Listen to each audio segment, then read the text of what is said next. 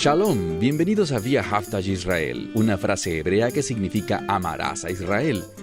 Esperamos que se queden con nosotros durante los próximos 30 minutos, ya que nuestro maestro, el Dr. Baruch, nos compartirá una enseñanza expositiva de la Biblia. El Dr. Baruch es profesor titular del Instituto Zera Abraham con sede en Israel. Aunque todos los cursos del instituto se imparten en hebreo, el Dr. Baruch se complace en compartir este video semanal en inglés con doblaje al español. Para más información, por favor, visítenos en amarazaisrael.org. Aquí está Baruch y la lección de hoy.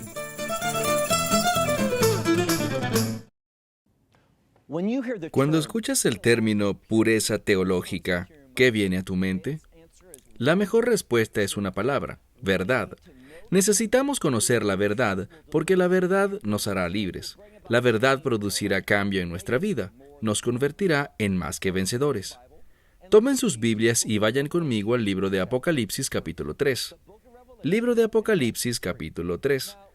Hemos estado estudiando las 7 iglesias de Asia Menor y hemos visto que Dios tenía un mensaje específico para cada congregación. Pero estos mensajes también son apropiados para todos los creyentes, y estos mensajes nos ayudan a preparar para los días finales, para que podamos vivir y tener un testimonio que glorifique a Dios, le agrade y tenga un impacto entre otros creyentes. Por eso es que conocer la verdad es tan importante. Vayamos al versículo 1, capítulo 3, versículo 1. Al mensajero de la iglesia de Sardis, escribe: así dice el que tiene los 7 espíritus de Dios. ¿Recuerdan que hemos hablado que el 7 está relacionado con la santificación, ser apartado para un propósito? Cuando hablamos del espíritu, hablamos del equipamiento necesario para que seamos fieles a Dios, para que caminemos en obediencia. Lo que está diciendo aquí es esto, que Él es el que tiene los 7 espíritus de Dios, esa perfección, ese poder, el mismo Espíritu de Dios que trae orden justo a nuestra vida para que podamos ser fieles a las cosas de Dios. Dice también aquí, y las 7 Kohabim, las 7 estrellas. Entonces está hablando de los líderes. Cuán importante es el liderazgo para comunicarle la verdad a la gente, para que puedan obedecerle y ser un testimonio para las cosas de Dios. Seguimos leyendo, porque conozco tus obras, que tienes nombre de que estás vivo, pero he aquí estás muerto. Nuevamente, les invito a imaginar que a su congregación llega un mensajero de Dios y dice: ustedes creen que están vivos, pero están muertos. ¿Por qué está muerta esta congregación? Porque no entienden la verdad espiritual, principalmente la profecía. Y una de las cosas que produce muerte espiritual en nosotros, es decir, que no seamos útiles para Dios, que no seamos vasos e instrumentos que pueda Dios usar para sus propósitos, es que no conozcamos la verdad profética.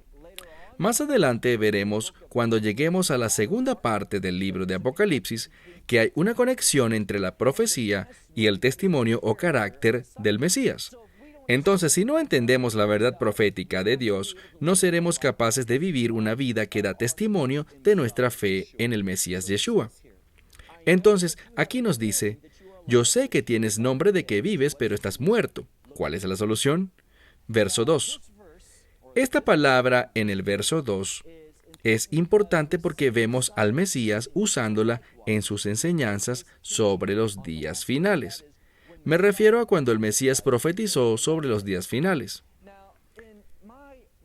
En mi texto es una palabra que significa ser diligente, pero también es una palabra de advertencia. Muchas veces es traducida como cuidado, escuchen, sean valientes o simplemente sean diligentes.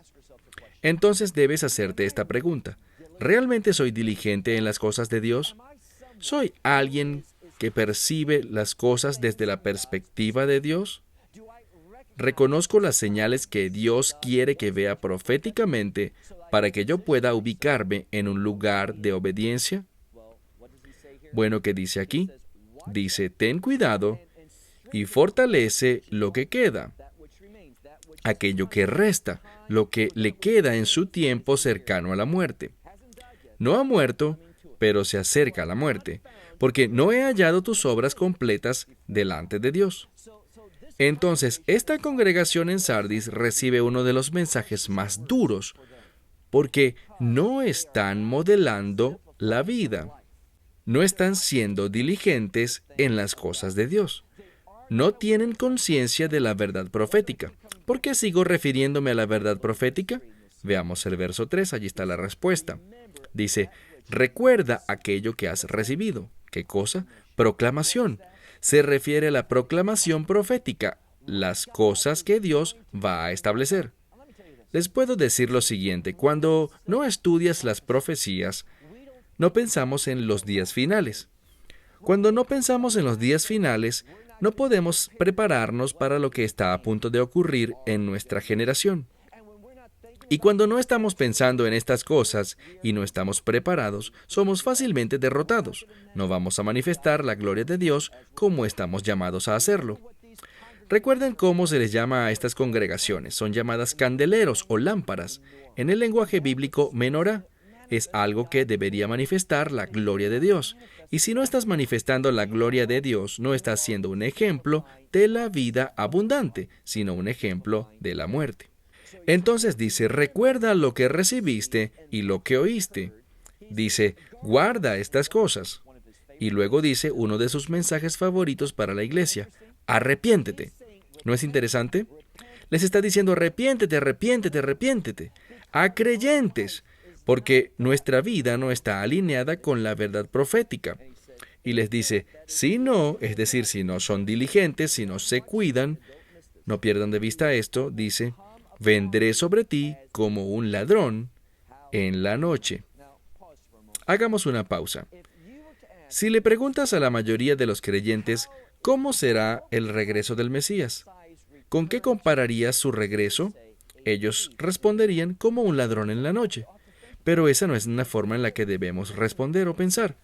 Por ejemplo, si ven en Lucas, allí nos habla de aquellos que están listos, aquellos que se han preparado, aquellos que están vigilando.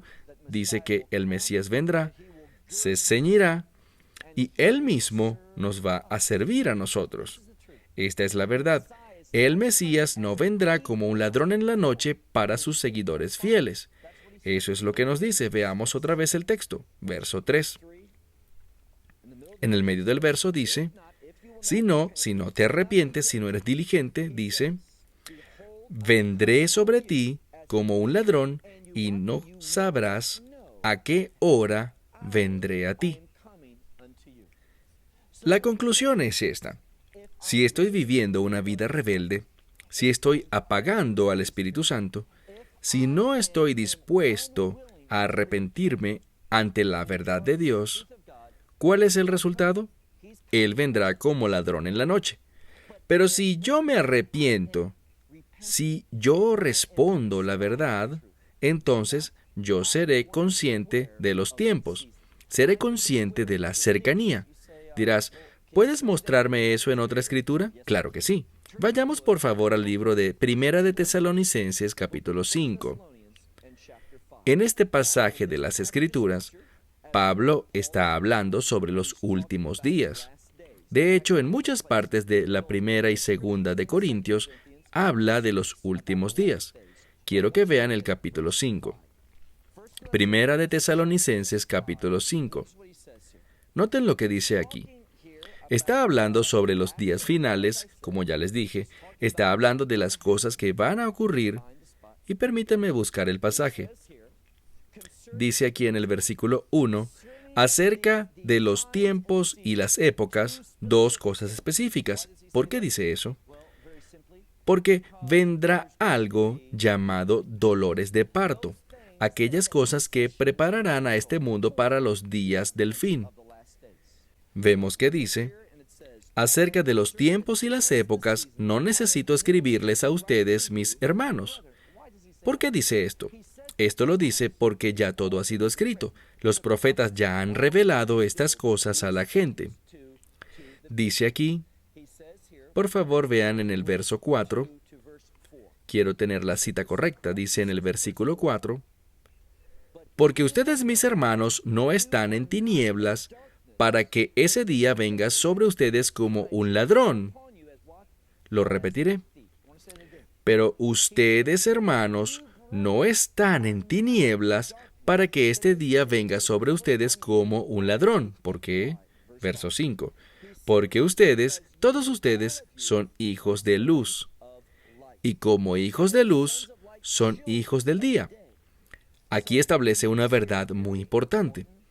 Así como lo vimos en Apocalipsis capítulo 3, y vamos a regresar a ese pasaje, aquellos que son diligentes en las cosas de Dios, aquellos que lo obedecen, déjenme darles un ejemplo de esto.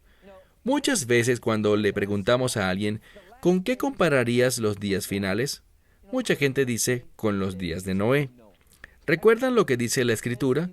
En los días de Noé, hasta el momento mismo en el que las aguas del diluvio llegaron, la gente se estaba casando y se estaba dando en matrimonio, ¿verdad? Pero no fue el caso de Noé. ¿Sabía Noé cuándo comenzaría el diluvio? Sí, lo sabía. ¿Por qué lo digo? Porque si observan en el capítulo 6 del libro de Génesis, encontrarán 7 días antes, ¿qué es el 7? Santificación, ser apartado. 7 días antes de que llegara el diluvio, Dios habló con Noé.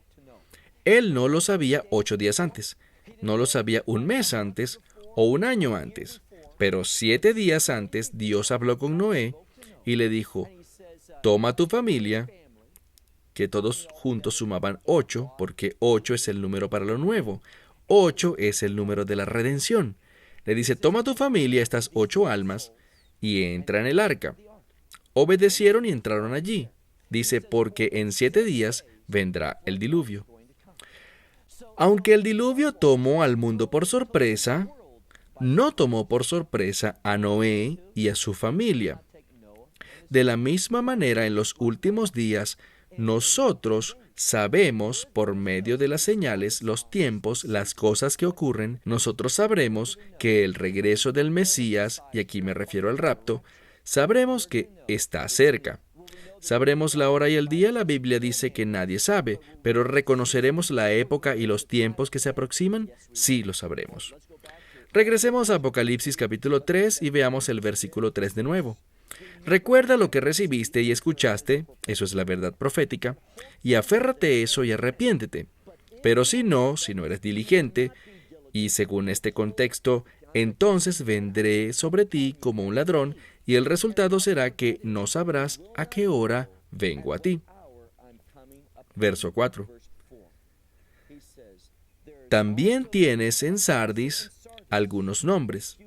Hay algunas personas que tienen entendimiento profético, aquellos que se están preparando, dice, pero hay algunos que no han lavado sus vestiduras, y por eso no estarán listos. Mitad del verso 4, para que caminen conmigo en vestiduras limpias, para que, literalmente dice, sean dignos de esto.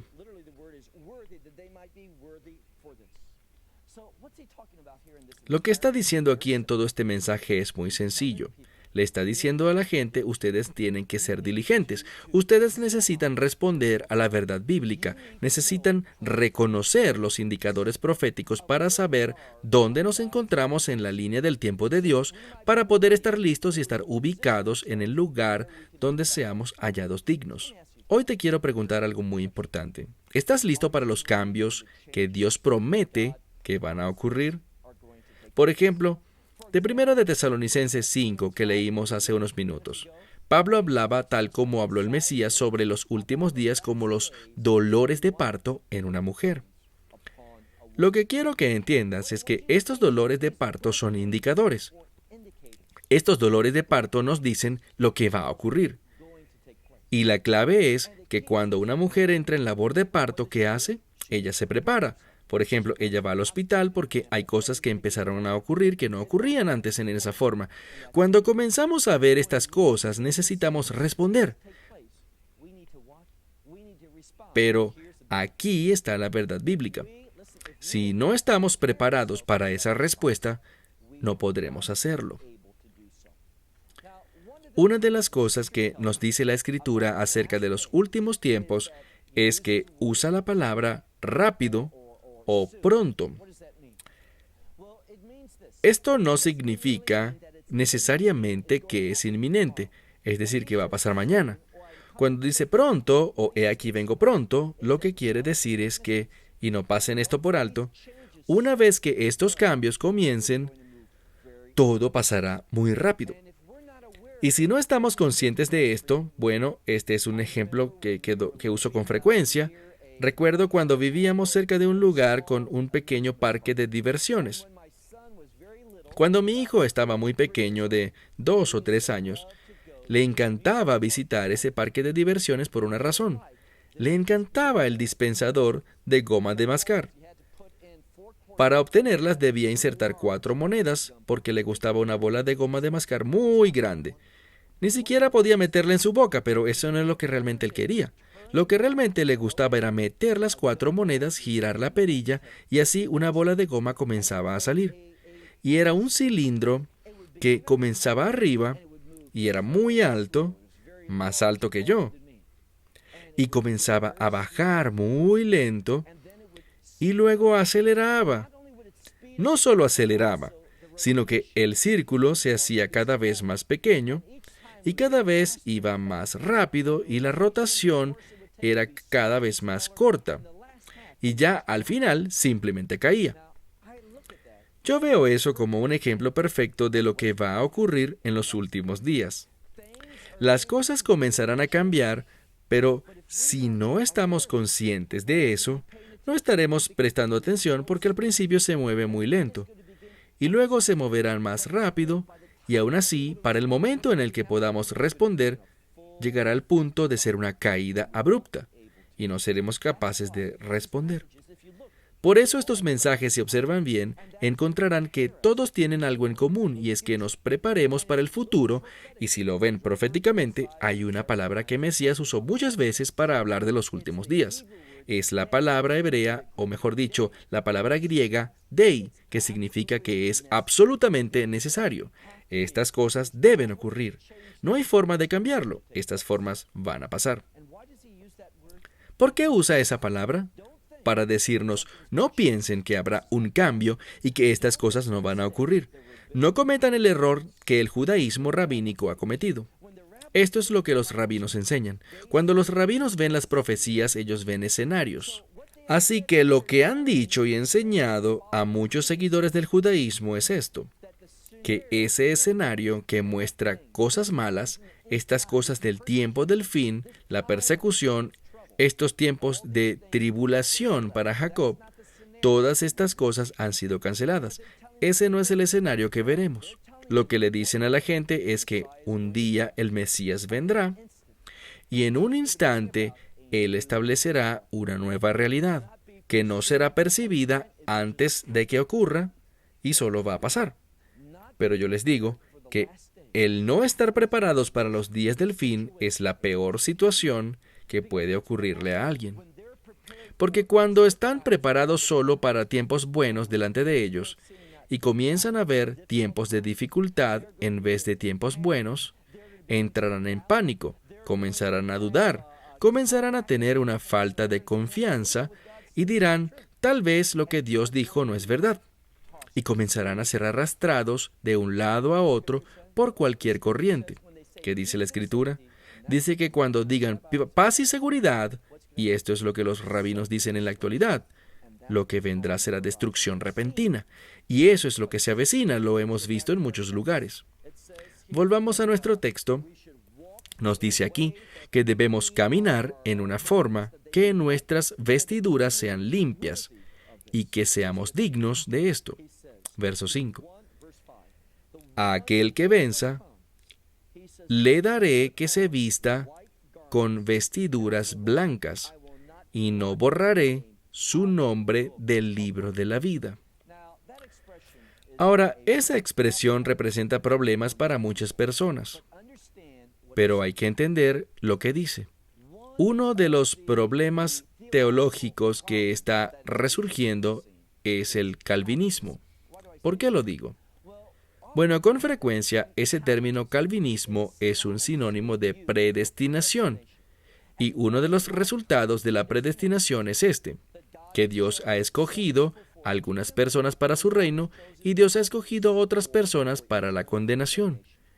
Eso no es lo que vemos en la Escritura. Ya hemos hablado de esto, que de acuerdo con Ezequiel, el deseo y la voluntad de Dios es que todos se arrepientan y encuentren vida. Eso es lo que Dios quiere. Hablemos de otro principio y lo aprendemos de los rabinos. Los rabinos hablan de recompensas en el reino de Dios y hablan de cómo Dios, cuando Él crea un individuo, cuando esa alma entra en un cuerpo en el momento de la concepción, Dios tiene un propósito perfecto para esa persona. Y esto es lo que quiero que vean. De acuerdo a los rabinos, Dios ya ha creado todas las recompensas para esta vida. Si esa persona camina en obediencia, estas serán las recompensas. Pablo retoma esa idea cuando habla de sufrir pérdida. Cada vez que en mi vida me rebelo, peco, apago al Espíritu Santo, que voy a la izquierda cuando Dios dice a la derecha, que doy marcha atrás cuando Él dice que marche adelante, ¿qué pasa? Sufro una pérdida. Eso lo que nos demuestra es la fidelidad de Dios. Él ya ha preparado todo, pero depende de mí si voy a obedecer y recibir o rebelarme y sufrir pérdida. ¿Por qué digo esto? Bueno, miren la Escritura nuevamente. Dice en el verso 5, aquel que venza se vestirá de vestiduras blancas. Él caminará en la justificación de Dios. Eso es lo que simbolizan las vestiduras blancas. Ahora puedo decirles algo más. Veamos la parte final. No borraré su nombre del libro de la vida. Esto nos dice la Escritura.